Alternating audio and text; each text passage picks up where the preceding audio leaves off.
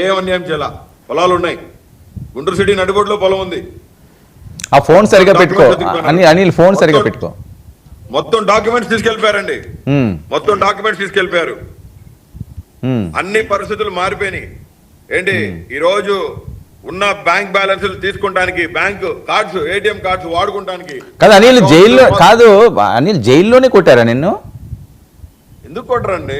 స్టేషన్లోనా లేకపోతే AC room ఇచ్చి బాబు అని మసాజ్ చేపిస్తారా? ఏం మాట్లాడుతున్నారు మీరు? స్టేషన్ లోనా జైల్లో కూడా కొట్టడం ఉంటుందా అని? ఇప్పుడు ఒక మనిషిని ఇప్పుడు ఎంత క్యారెక్టర్ అసాసినేట్ చేసి మాట్లాడతారు పోలీసు వాళ్ళు. 3rd డిగ్రీ ఇచ్చారు కర్నూలులో. కర్నూలు 3 టౌన్ పోలీస్ స్టేషన్ లో కెమెరాస్, ఆ రోజు నేను కస్టడీకి వెళ్ళిన 3 రోజులు కెమెరా వీడియోస్ తీయాలని సుప్రీంకోర్టులో అడిగాం. హైకోర్టులో పిటిషన్ ఇస్తే అది లేట్ అవుతుందని చెప్పి వెకేట్ చేసుకుని సుప్రీంకోర్టుకు పోయినా. సుప్రీంకోర్టు ఇన్ని కేసులు ఎందుకు పెట్టారు, అసలు ఆయనకి బెయిల్స్ ఎందుకు ఇట్లేదని చెప్పి ఉమ్మడి ధర్మాసనం అడిగింది.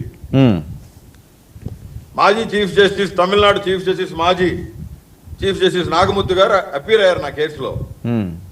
నేను ఏమడుగుతున్నానంటే, నా మీద ఉచ్చిపోయాల్సిన కారణం ఏంది? భారత రాజ్యాంగం ఇచ్చిన కాలమాన ప్రకారం నువ్వు ఏ రకంగా విచారించాలో ఆ రూల్స్ అండ్ రెగ్యులేషన్స్ ఉంటాయి కాబట్టి ఆ రూల్స్ అండ్ రెగ్యులేషన్స్ ప్రకారం నన్ను ఎందుకు విచారించలా? 14 గంటలు నా చేతులు హ్యాండ్ కఫ్ చేసి ఏలాడు తీసుకుంటా కర్నూలుకి ఎందుకు తీసుకుపోయినా రాజమండ్రి సెంట్రల్ జైలు నుంచి. నా మీద ఉచ్చట్ట పోస్తారు, ఉమ్ములట్టు వస్తారు, జీబులో పోతా ఉంటాం. ఆ సిఐఓ ఎస్ఐఓ పాన్ పరగలేదు తింటూ ఉంటారు. కిటికీలో నుంచి బయటకు ఊయాలా, ఇక్కడ నుంచే ఫూ అని వస్తాడు. వెనకాల కూర్చొని మా మీద పడదండి?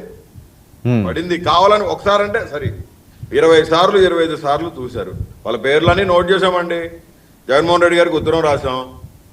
ఒకటి జరిగినవి అన్ని సుప్రీంకోర్టు ఎదుట పెడతాం జరిగింది. 3 రోజులు 3rd డిగ్రీ వర్మ గారు దిమ్మ కానిచ్చి కూర్చోబెట్టి పంగజీలు చేసి 2 కాళ్ళు, 3 పోలీసులు 4 పోలీసులు చేతులు 2 పైకి లాగేసి పిచ్చ కొట్టడం.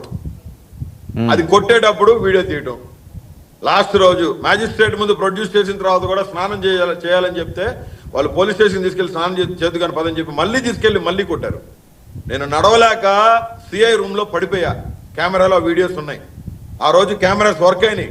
ఎందుకంటే అక్కడ ఉన్న కానిస్టేబుల్స్ చెప్పారు, సార్ నాకు టీ తాగాలని తలకాయ నొప్పి ఉంది, నాకు టీ అలవాటు ఉందండి, నాకు టీ తాగాలందంటే, బాబు పైన కెమెరా ఉంది, నీకేమిచ్చినా మా ఉద్యోగం పోయింది.